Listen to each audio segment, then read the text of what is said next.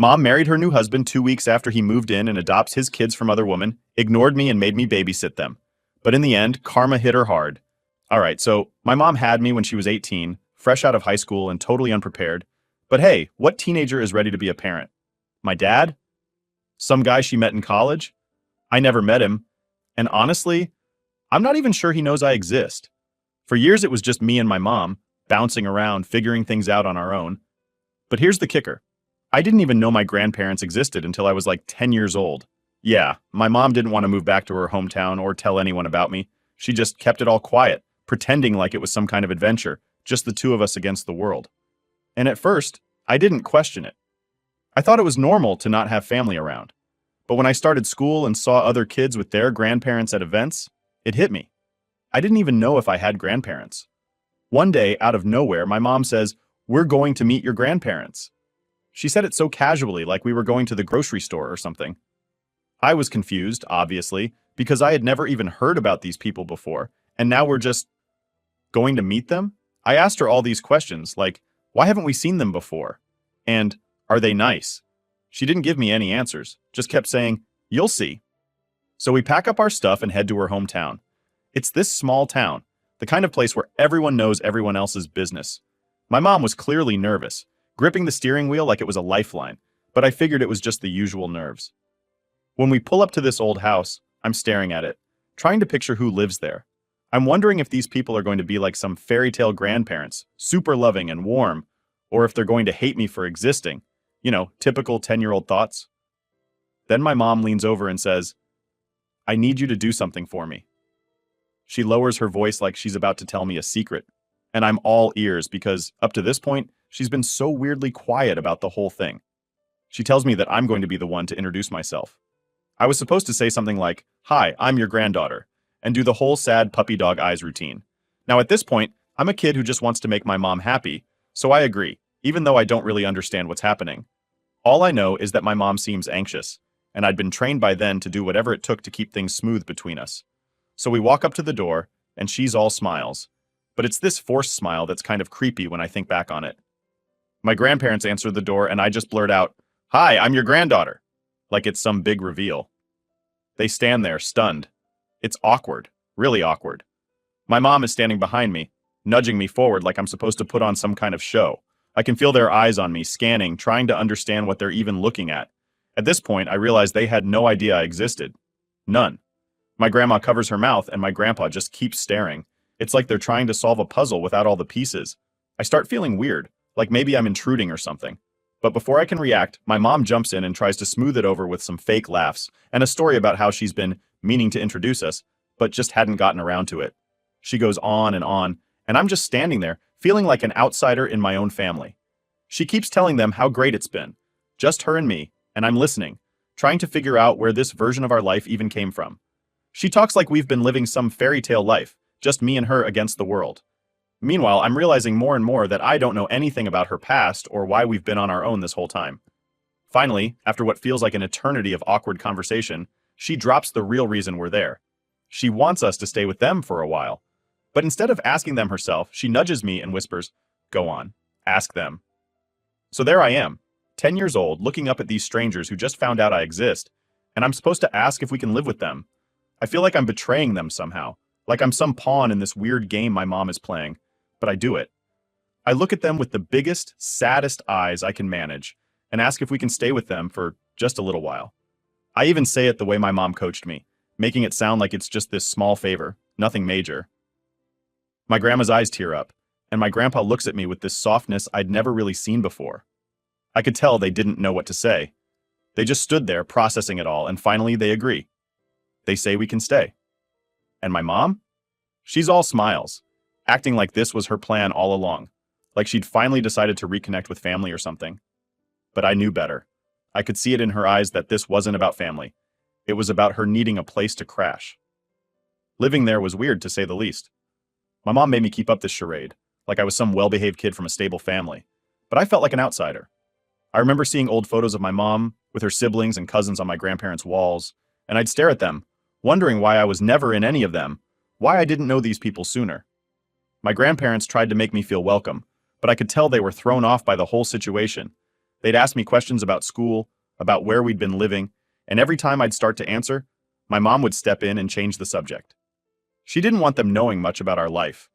It was like she had this whole image she wanted to keep up, and I was just part of the performance. After a while, I started to see what my mom was really doing. She was using me to make this whole thing smoother for her.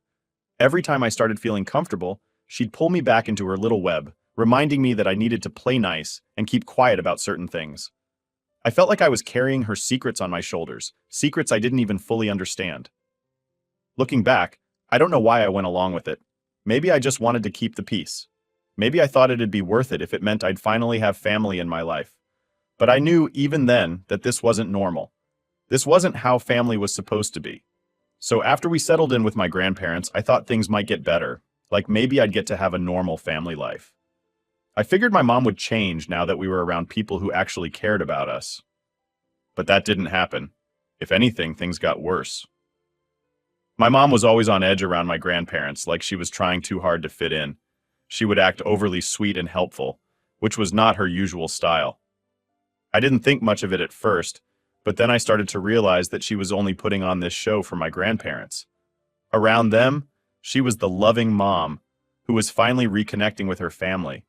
But when we were alone, she'd snap back to her usual self, impatient, annoyed, and constantly busy with her own life. I started noticing it more when she started dating again. She'd met this guy, Mike, through some mutual friend, and he was all right, I guess. Nothing special, but my mom was all in, like she'd found her next big project. And that's the thing with my mom. Every guy she dated was like her new project. She'd throw herself into these relationships, giving them all her attention, like she was on some mission to make them work. For a while, it was just a casual thing, but then she started bringing Mike around to my grandparents' house. She'd act all lovey-dovey with him in front of everyone, laughing too loud and making a big deal out of every little thing he did. I could see my grandparents were a bit thrown off. I mean, we'd just shown up out of nowhere, and now she's dragging this guy into the mix. But they didn't say anything because they were trying to make this family thing work too. One time, I tried to talk to her about it. I didn't have much experience with relationships. I mean, I was only like 11 or 12. But I knew enough to see she was putting him first. Way above me. So I told her straight up, I don't think it's fair you're spending all this time with Mike. She looked at me like I'd just insulted her or something. Then she gave me this whole speech about how I needed to get on board and how she'd sacrificed so much to be my mom. I'd heard it all before. That whole "I gave up everything for you" line. I used to feel bad when she'd say it, like I was this burden she was stuck with. But that day, something clicked, and I just stopped feeling sorry. I didn't even respond. I just let her keep talking because I knew she wasn't going to listen to me anyway. She never did. From then on, I just started keeping my mouth shut. I knew better than to bring it up again, and I figured if she was happy pretending everything was perfect, fine. I'd let her pretend. But I couldn't shake this feeling that I was invisible. My mom would be out with Mike all the time, sometimes leaving me at my grandparents' place for days on end without even checking in. I was supposed to be her kid, but she was treating me like an afterthought, and every time she walked through the door, it was like I didn't even exist. What made it worse was how she'd use me whenever she needed to win Mike over. If he ever came around to visit, she'd parade me around, making me perform as this perfect daughter. She'd be like, "Oh, tell Mike about your school project," or "show him your piano piece," and it felt so fake. I was just this tool she used to impress him, like, "Look what a great mom I am." But as soon as he'd leave, I'd go back to being nobody. Then to top it all off, there was this one time she asked if I could help out by sharing a room with Mike's two kids if they ever came over. His kids were younger, maybe 5 or 6, and needed a lot of attention.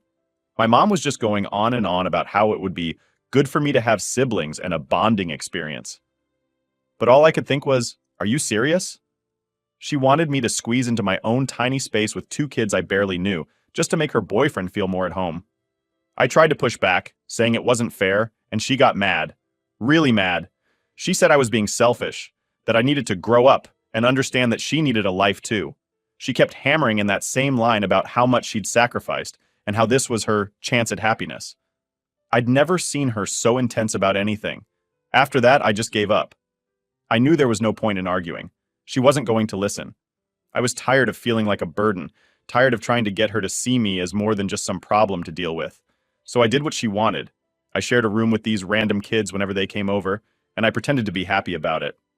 I played the part, did the big sister thing because I figured it'd be easier than fighting her on it. But inside, I was just done. I'd lost any hope that she'd ever change. I kept my head down, went to school, did my homework, and tried to stay out of the way. I spent as much time as I could at my grandparents' house because honestly, it felt like the only place where I mattered. They'd ask me about my day, actually listen to my answers, and I started to feel normal. But every time I had to go back home to my mom, it was like walking back into this invisible role. I was there, but I wasn't. And it wasn't like my grandparents didn't notice. They saw how my mom acted. They'd ask me gentle questions like, "Are you happy here?" Or "Do you like Mike?" But I couldn't bring myself to tell them everything. I didn't want to drag them into it, and I was too used to keeping quiet. I just shrugged and gave short answers, hoping they wouldn't dig too deep. The worst part was that I could tell my grandparents felt guilty. They'd go out of their way to make sure I felt included, planning little trips or taking me out for ice cream, trying to make up for what my mom wasn't giving me. I appreciated it, but it only made me feel worse because I knew they shouldn't have to step in like that. They'd already raised their own kids. They shouldn't have to be raising me too. Looking back, I can't believe I let things go on like that. But when you're a kid, you just go along with whatever's in front of you, especially when it's all you've ever known. I didn't know how to stand up for myself, and honestly, I don't think I even knew I was allowed to. So I just kept my head down and did what was expected. It was right around this time that my mom's life took another big turn, as she called it. She'd been dating this new guy she met online. Let's call him Steve.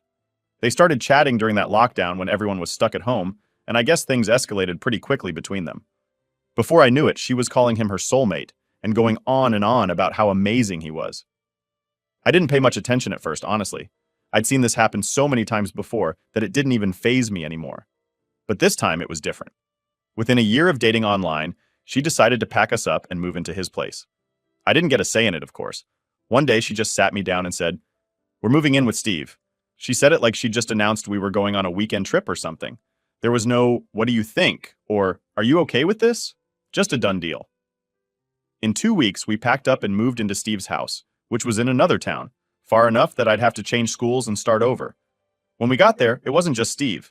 Nope, Steve came with his own package. 3 kids, all under 10. So now suddenly, I'm living in this house with a bunch of strangers. Steve, his kids, and my mom, who was acting like she'd just won the lottery. She kept saying, "Isn't this great? We're finally a real family." But I didn't feel like part of it.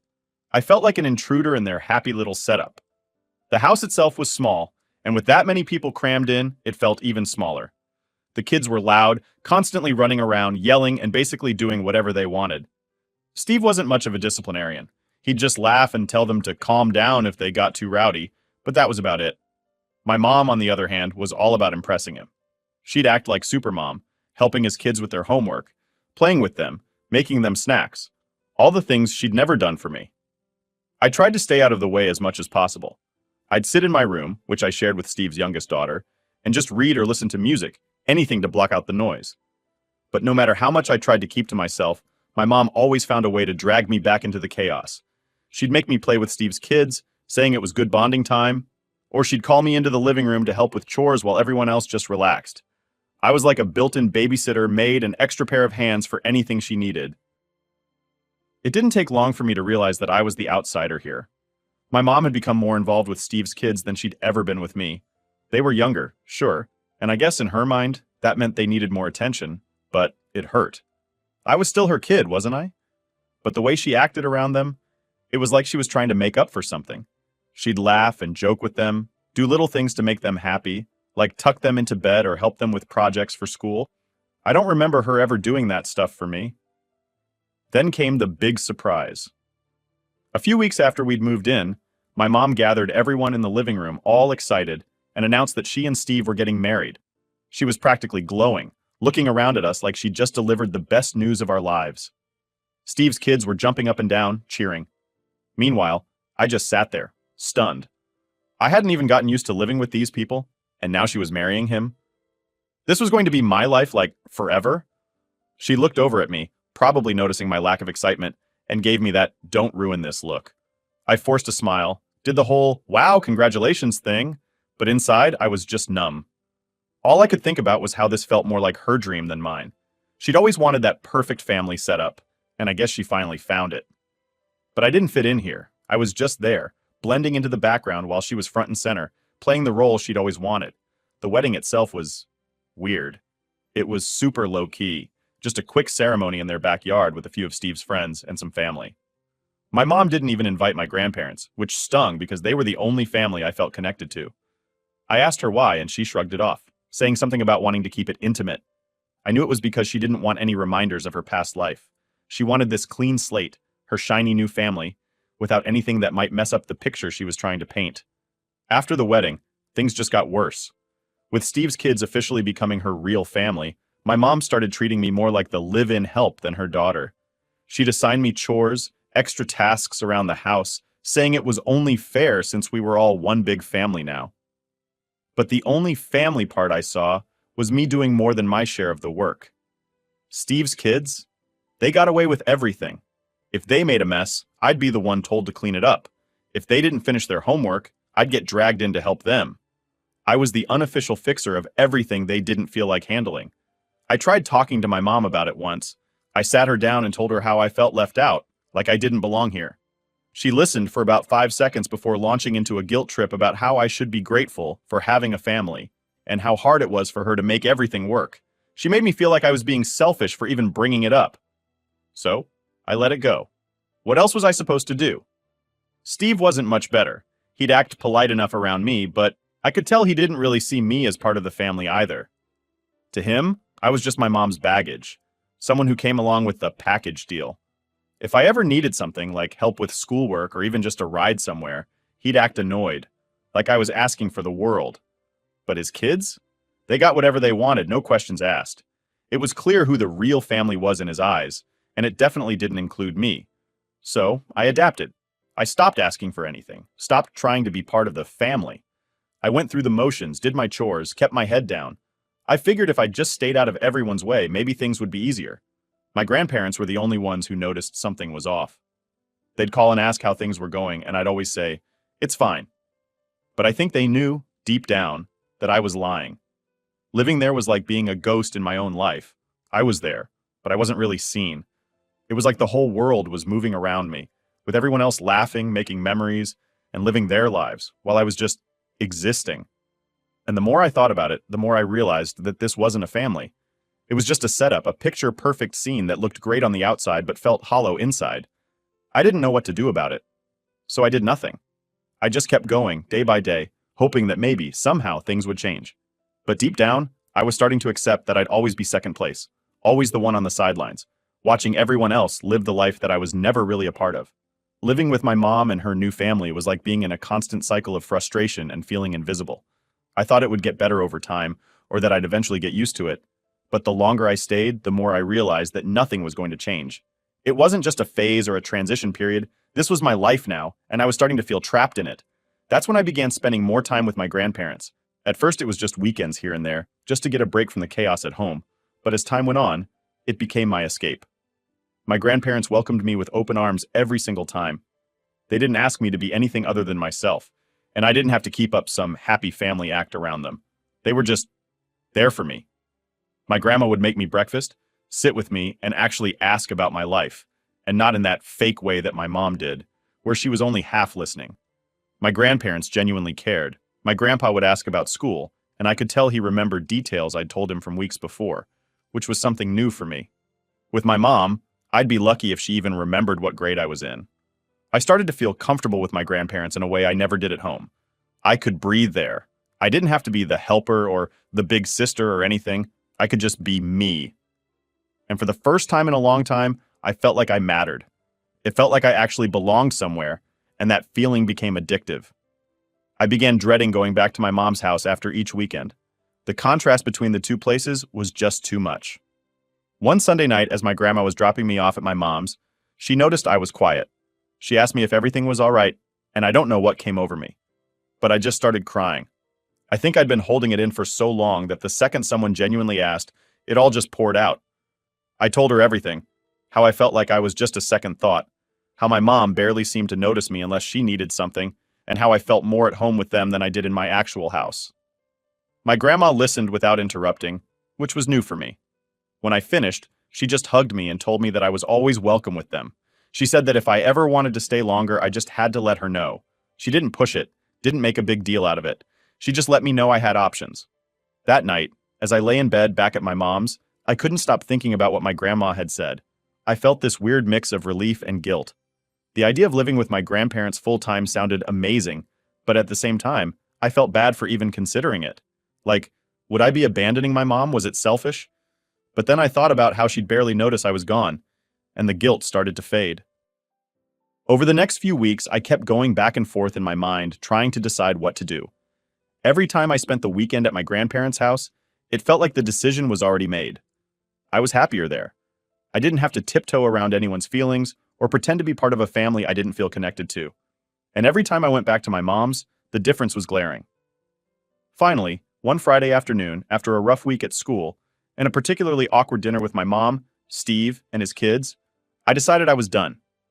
I was done feeling like a stranger in my own home, done playing a part in this fake family picture. I wanted out. I didn't even pack much. I just threw a few things into my backpack, took a deep breath, and went to my mom. I told her straight up, I want to live with Grandma and Grandpa. She looked at me, stunned. At first, she thought I was joking, but when she realized I was serious, she went from surprised to annoyed. She started saying all the things I expected, about how it was just a rough patch, how every family has issues, and how I needed to give it a real chance. I told her I'd given it more than a chance. I told her how I felt like I didn't belong, how she was more invested in Steve's kids than she'd ever been in me. She tried to deny it, saying that I was being dramatic, that I was imagining things, but I could see in her eyes that she knew I was right. Then came the guilt trip.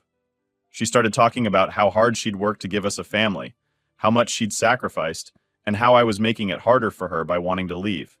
She said I was being unfair, that I was running away instead of helping her build this new life. For a split second, I started to feel guilty again, but then I remembered all the times I'd been pushed aside, all the times I'd felt invisible, and I held firm. I'm sorry, I told her, but I need to be somewhere where I feel wanted. She tried one last time, saying that living with my grandparents wasn't the solution, that it wouldn't be the same as being with my real family. But I'd made up my mind. I told her I'd already talked to Grandma and Grandpa, and they were okay with it. She looked shocked, like she couldn't believe I'd gone that far without telling her. But what was I supposed to do? Wait around for her to care? Eventually, she just sighed and said, "Fine, if that's what you want." She made it sound like I was the one breaking up the family, like I was the problem. But by then, I'd stopped caring about what she thought. I just wanted to be somewhere that felt like home. So that was it. I grabbed my bag, called my grandparents, and within the hour, my grandma was there to pick me up. As I walked out of my mom's house, I felt this strange mix of sadness and relief. Part of me wished things could have been different, that my mom could have made me feel like I belonged. But the bigger part of me was just ready to leave. When I got to my grandparents' house, they didn't make a big fuss. They just hugged me, helped me unpack, and told me I could stay as long as I wanted. For the first time in a long time, I felt safe, like I could finally breathe without constantly worrying about whether I was doing enough to earn someone's attention. That first night, lying in bed at my grandparents' house, I felt this weight lift off my shoulders. I wasn't just a part of someone else's life anymore, squeezed into a role that didn't fit me. I was starting to carve out my own place, where I didn't have to compete for anyone's attention or prove my worth. I didn't know what the future held, but for the first time, I was okay with that. I felt free. Living with my grandparents felt like I'd finally found what I'd been looking for all along, a real sense of home. There wasn't any forced happy family nonsense or playing pretend for anyone else. They were just there. They made me feel safe, and I knew I was genuinely welcome. For the first time in years, I didn't feel like I had to walk on eggshells or earn my place in the house. At first, I thought my mom would come around, maybe even reach out to talk about everything that happened. Part of me expected she'd call, apologize, or at least ask how I was doing. But days went by, then weeks, and nothing. Not a single call, not a text, nothing. It was like I had vanished from her life as easily as I'd walked out the door. It hurt, even if I was trying to act like I didn't care. I couldn't help but feel like this confirmed what I'd known deep down all along.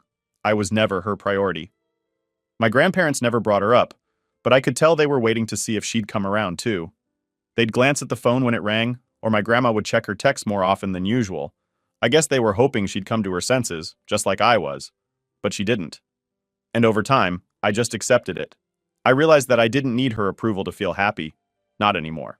Things at my grandparents' house just kept getting better. I was doing well in school, made some new friends, and got involved in things I actually enjoyed. My grandparents encouraged me to be myself in ways my mom never did. They didn't push me to act like the perfect daughter or big sister. They just wanted me to be happy. But of course, life isn't perfect. About 6 months after I moved in, I heard some news that made me realize just how little my mom had actually thought about me after I left. Apparently, she and Steve decided to adopt his kids, all three of them. They wanted to make the family official, and she was even throwing a big party to celebrate. I found out because one of my mom's old friends, who still kept in touch with my grandma, casually mentioned it. Hearing that stung, even if I tried to pretend it didn't. I mean, she couldn't be bothered to reach out to me, but she had all this energy to throw a party and celebrate her new official family. It was like I was just a ghost to her, someone who'd walked out and left no impact. I kept thinking, what did I do wrong? But the more I thought about it, the more I realized that it wasn't about me. This was her, always looking for something shiny and new, always ready to put other people ahead of me. My grandparents saw how much it hurt, even if I didn't say anything. My grandma pulled me aside one night, and she just sat with me in silence for a while. Finally, she said, "You didn't do anything wrong. Some people just don't know how to be there for the people who need them most." She didn't say it directly, but I knew she was talking about my mom. I knew she was right too, even if it still felt like a knife in the chest. As more time passed, I found myself moving on, little by little. My grandparents made sure I was surrounded by people who genuinely cared, and I focused on building a life for myself that didn't involve her. It was tough, especially around holidays or big events when you'd expect a parent to be there, but I'd already gotten used to not having her around for those things. In a weird way, it wasn't much different than how things were when I was actually living with her. And then, out of nowhere, karma hit her hard. One day, my grandma got a call from one of her friends. Apparently, things had gone south between my mom and Steve. Steve had lost his job, and without his income, they were struggling to make ends meet. It turned out he wasn't too great with money, and they'd been living beyond their means for a while. When he couldn't keep up with the bills, everything started to fall apart. My mom's perfect family was crumbling faster than she could fix it. But it didn't stop there. Soon after, Steve filed for divorce. And get this, he took his kids with him. He'd managed to get full custody, claiming that my mom wasn't capable of caring for them on her own. I don't know all the details, but from what I heard, she'd apparently done something to lose his trust, and he wanted nothing to do with her anymore. The kids she'd worked so hard to claim as her real family were gone, just like that. When I found out, I felt a weird mix of emotions. Part of me felt sorry for her, but another part of me felt like she was finally facing the consequences of her actions. For so long, she'd put everything and everyone else ahead of me, and now she was left with nothing. I didn't feel happy about it exactly, but there was a kind of closure in knowing that she couldn't just push me aside and walk away without any consequences. She tried to reach out to me after that, of course. I got a few voicemails where she sounded upset, asking me to come by or at least call her back.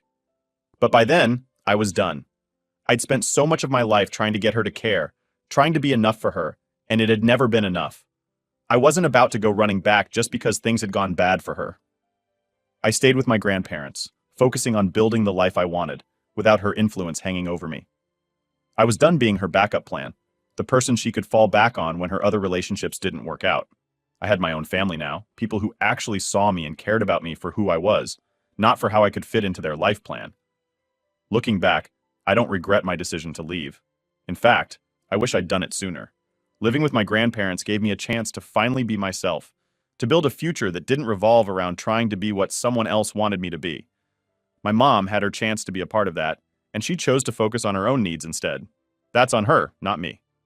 Now I'm moving forward, finally free from the weight of trying to be someone else's perfect picture. I don't need her approval, her attention, or her validation anymore. I'm making my own way, and for the first time, I actually feel like I'm exactly where I'm supposed to be.